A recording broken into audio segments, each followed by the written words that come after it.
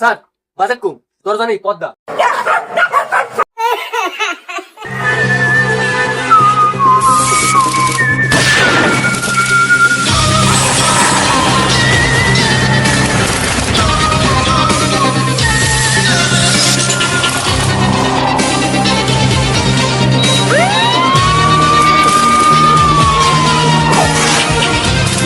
অভিজিৎ, এই এলাকাটা খুবই শান্ত মনে হচ্ছে, আর যেখানে শান্ত সেখানে কোনো না কোনো গন্ডগোল লেগেই থাকে।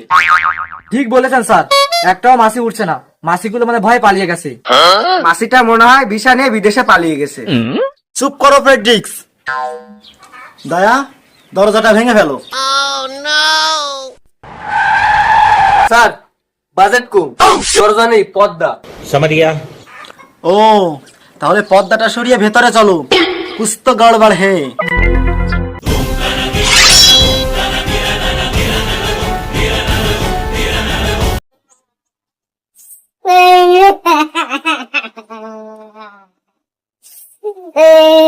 স্যার এত বড় ডাকাতি হবে আমার সাথে আমি ভাবতে পারি স্যার।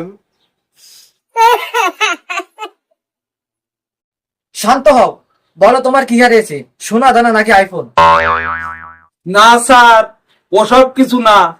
একটা বাগুন বুঝলাম রাতে একটু পুড়া দিয়ে খাবো, তা সে কিনা ডাকাতি করে নিয়ে চলে গেছে। কি বেগুন? দয়া, তুমি কি এর মানে কিছু বুঝতে পারছো? কি স্যার? এর মানে হচ্ছে এই লোকটা রাতে বেগুন ফোড়া দিয়ে ভাত খেতে পারবে না। পুরো ঘর তল্লাশি করো, ছড়িয়ে পড়ো, চারিদিকে ছড়িয়ে পড়ো সবাই, কোনো না কোনো ক্লু অবশ্যই পেয়ে যাবো আমরা।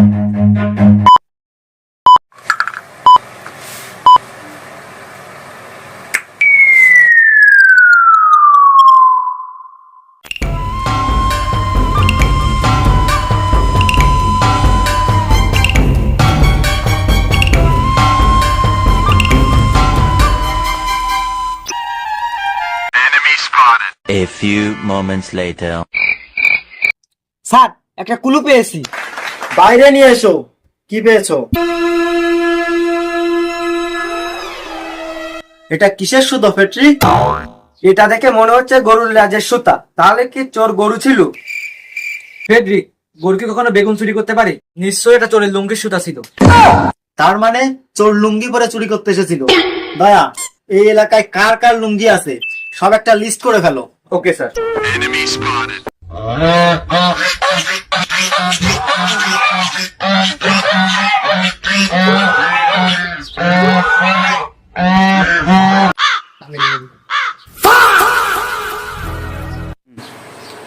বলো বেগুনটা কোথায় রেখেছো?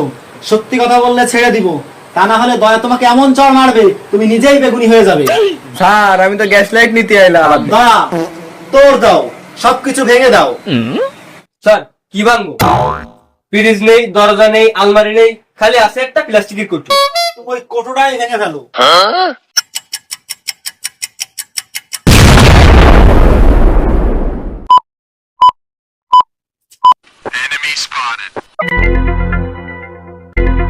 তোমরা এখানে কি করতেছো? তোমরা কারা?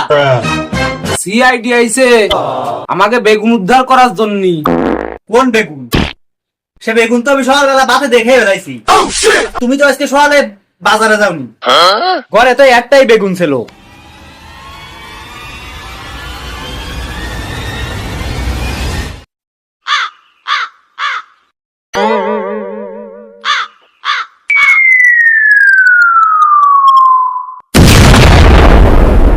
দয়া, অভিজিৎ, আমরা কি তাহলে ভুল জায়গায় ইনভেস্টিগেশনে চলে আসলাম নাকি?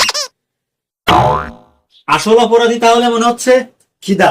স্যার আমরা কি তাহলে এখন এক কাপ বিস্কুট আর চা পেতে পারি?